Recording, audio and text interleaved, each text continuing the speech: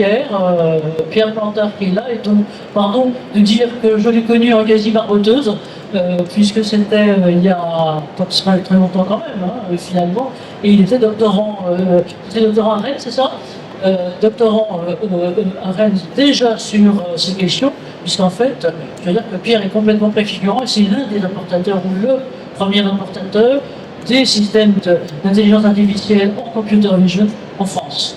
Donc voilà, aujourd'hui ça va être là-dessus, et la question qu'on va essayer de voir, c'est de se rencontrer deux choses, qui sont d'une part les responsabilités, j'allais dire, de toute structure professionnelle, publique ou privée, employeur ou autre, c'est ce qu'on appelle le People Risk Management, qui est outre-Atlantique, mais ça ne va pas nous tarder à tout tomber dessus aussi, en train de monter de façon tout à fait importante sur les risques qui sont liés aux gens, au personnel, aux structures.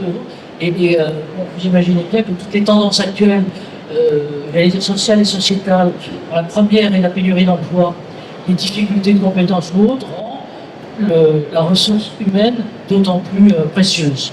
Donc voilà, là, et nous on est de notre côté organisateur, donc on est le cercle d'entreprise de santé avec mon cher président qui est là, donc il compte pas dans le public, mais heureusement donc, que vous êtes là.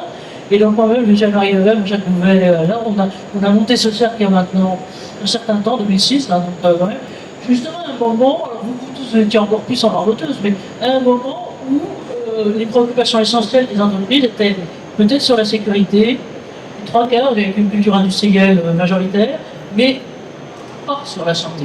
Et donc voilà, ça c'est notre ligne de fond, et donc comment est-ce qu'on peut faire et prévoir là-dessus, et voilà, alors, est-ce que ça va marcher? Voilà.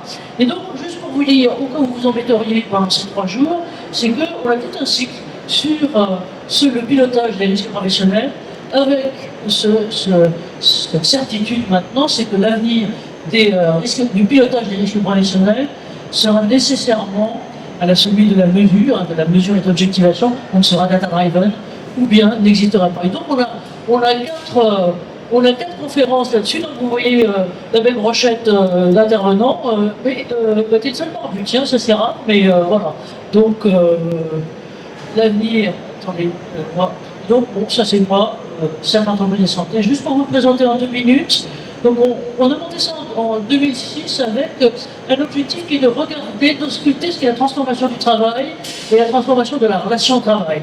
Avec en gros 2 activités, l'une qui est, je dirais, tous les mois, on réunit nos membres, donc c'est le cadre d'entreprise, les services interentreprises de santé au travail, pour écouter à la fois une grande voix et ausculter ce qu'est l'avenir de cette relation. Par exemple, pour vous donner toute la semaine prochaine, c'est la semaine prochaine, notre réunion de novembre sera consacrée, par exemple, à un retour d'expérience un peu de nos membres sur les plateformes d'offres de soins en santé-travail, et particulièrement santé mentale, puisqu'en ce moment c'est très à la mode, est-ce que ça vaut on peut faire confiance. En décembre, on aura un autre truc qui sera, alors là, complètement conjoncturel, mais très important, sur les questions de pénibilité qui nous sont chères et qui risquent de devenir chères pour tout le monde. Là aussi, c'est de regarder comment, d'ailleurs, dans le budget d'ailleurs 2025 qui doit théoriquement être voté en ce moment, quelles sont les orientations qui sont prises là-dessus. Voilà, ça c'est nous. Et voilà nos lignes. Bien sûr, nous, c'est la prévention. Et là, c'est aussi que le basculement, qui est venu depuis 20 ans, c'est qu'on était beaucoup sur la réparation. Maintenant, compte tenu de la rareté, de la cherté de la main-d'œuvre, et de la difficulté, c'est plutôt la prévention. Et notre créneau, c'est ça, santé globale. C'est-à-dire que les gens, ils n'ont plus envie d'être saucissonnés avec ça, c'est dans le périmètre des risques professionnels, ça c'est en dehors des heures de bureau, de l'industrie, donc ça ne nous regarde pas. Ça c'est fini, les gens veulent plus ça, et plus les gueules. Et donc sont beaucoup plus pour la santé globale, ce qui, j'allais dire, pour les institutions sanitaires, un très très gros problème, parce qu'ils ont l'habitude, il y a les hôpitaux qui s'occupent de vous dans les 12 millions de bus qui tous les ans passent à l'hosto, plus les autres, donc ce qui sont les données hospitalières qui ne se mélangent pas. Il y a les données de votre médecin de ville, tout ça c'est de la pathologie d'ailleurs, on en reparlera, et vous avez un peu les données de santé au travail, très réglementaires, de façon classique.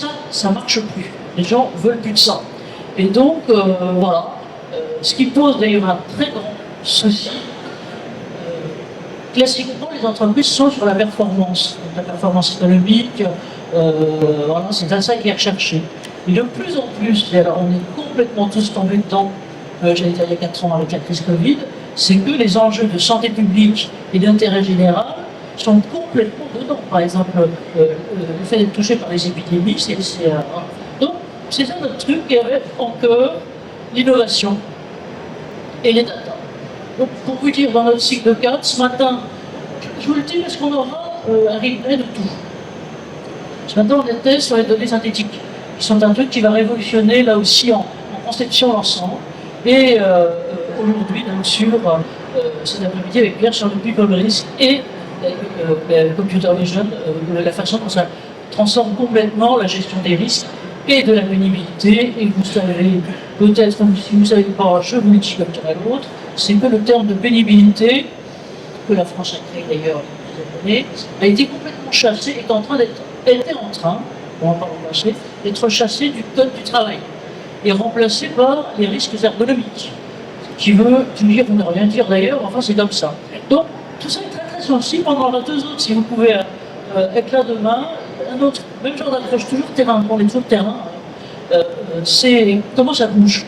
Et pour vous dire les choses sans être méchant pour les Parisiens, on a, au début, quand on a démarré notre truc, notamment sur cette attaque terrain, sur le futur, on s'est dit qu'il fallait aller voir les grands groupes, les institutions, le ministère du Travail, le ministère de la Santé, toutes les couches supérieures, non pas d'épiderme, mais de l'épiderme institutionnel.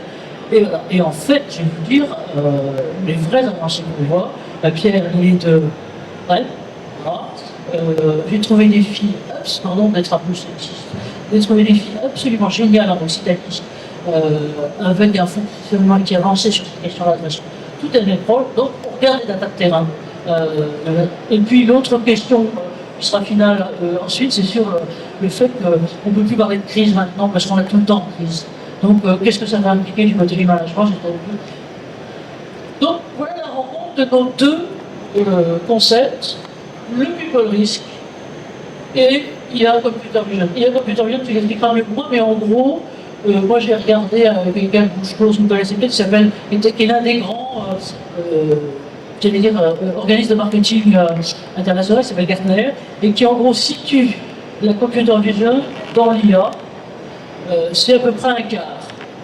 Et alors, c'est donc un quart du chiffre d'affaires qui se chiffre en centaines de milliards, ça serait pas mal, mais en gros, vous le connaissez sûrement pour d'autres trucs, il y a tout ce qui est, par exemple, il fait hurler beaucoup, mais c'est là, les systèmes de reconnaissance faciale, qui marchent exactement par ça, vous avez les systèmes de surveillance des locaux, vous avez beaucoup de choses, et là, ce qu'on va regarder, c'est vraiment ce qui est appliqué au risque professionnel. Et ça, c'est vraiment 2 tendances. Je parle du people risk aussi, pas pour rien, parce que ça dépend de vos responsabilités, mais on voit que de plus en plus, les gens qui sont à HSE, qui s'occupent de sécurité, sont de plus en plus interrogés, interviewés, voire plus, par les directions financières ou par les directions de RSE, en leur demandant, et c'est la grande tendance mondiale, c'est au-delà des performances financières des entreprises, on demande quelles sont les autres performances, et notamment les performances RSE. Et donc, voilà en gros ce que c'est notre people risk. Alors, d'un côté, vous avez, et je parle pas souvent, hein, les gens des risques financiers, éventuellement des RH ou des RSE. De l'autre côté, les opérationnels, donc côté HSE, sécurité, santé, et les opérationnels. Ceux qui de temps en temps font un lien, mais seulement de temps en temps, c'est plutôt dans les grosses boîtes, innovation et compliance de ce côté-là. Et il faut bien le faire, oui, parce que, en gros, normalement, on va avoir un petit moratoire, mais théoriquement, au 1er janvier 2025, toutes les entreprises, y compris de moins de 250 salariés, sont censées donner des données justement sur la façon dont ils protègent les gens. Et voilà. Donc ça, je vous mets pour une mémoire, mais c'est important parce que vous avez d'un côté, vous avez en gros une lutte que vous connaissez sur d'autres domaines entre l'Europe, donc qui a sorti fin 2022 et qui était applicable en fait depuis l'année 2023 pour une très grosse structure, on appelle la CSRD, et qui est en gros la Corporate Sustainability Reporting Directive, et qui en gros reprend la façon dont il faut donner des informations sur ce qu'on fait sur les gens, en milieu social. Et puis vous avez une autre tendance qui est plus anglo-saxonne, qui à mon avis vient de venir parce qu'elle est très opérationnelle, et qui considère les risques opérationnels, donc les risques de l'activité de l'entreprise, que ce soit les risques machines, que ce soit tout ce qu'on veut, hein, et qui peuvent entraver à la fois la performance et en même temps les mettre en risque judiciaire, puisqu'on a toujours les deux. Et là-dedans, les gens, les people, c'est au cœur du truc parce que, en groupe, il y a une ressource de souvent, même si on rentre peut-être dans des périodes globalement de chômage, on a un gros problème d'adéquation de la ressource humaine et des compétences. Voilà. Donc, le people risk, c'est là. Le contexte, c'est un peu les deux visuels que je vous ai mis de ce côté-là. C'est un gros problème de pénurie de marché de l'emploi, avec des pénuries de main-d'œuvre, ou bien des pénuries de compétences, ou bien des adaptations de compétences, des demandes des gens. Alors là, ça nous voit typiquement avec le télétravail, même si c'est pas dans ton truc, mais complètement monté avec les gens veulent retourner au bureau, veulent retourner à l'entreprise, demande de santé et de bien-être vachement plus important. Et donc, tout ça, c'est le people risk.